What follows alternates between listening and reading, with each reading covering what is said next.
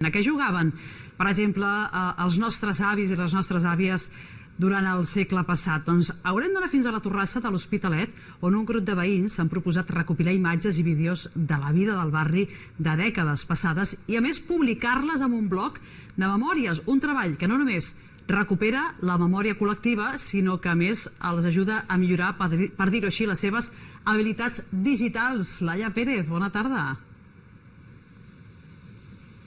Hola, doncs això mateix, qui no ha jugat alguna vegada al carrer al cavall fort, a saltar la corda?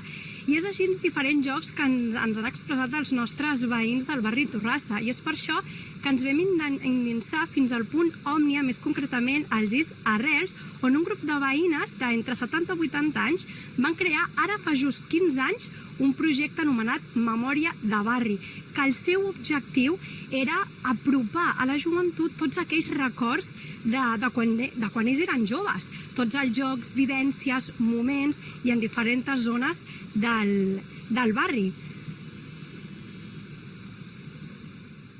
Estem contentíssims que pugui quedar perquè tots vegin com es vivia abans, les diferències, perquè n'hi ha moltes, és veritat.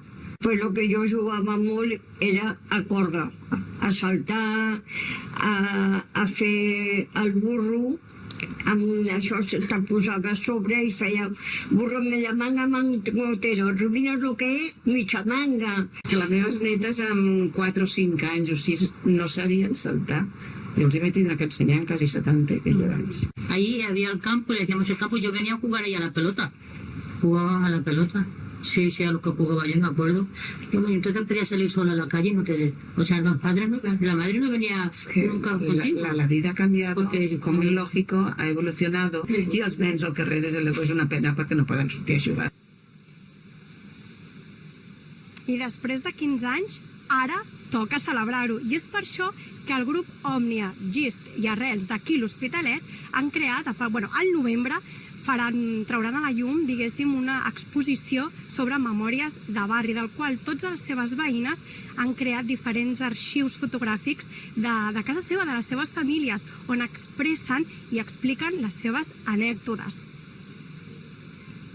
Doncs records del passat, en aquest cas molt centrat amb el joc. Per cert, veiem que a l'Hospitalet ja ha deixat de ploure, per tant, aquí ja ha plogut el que havia de ploure. Gràcies, Laia.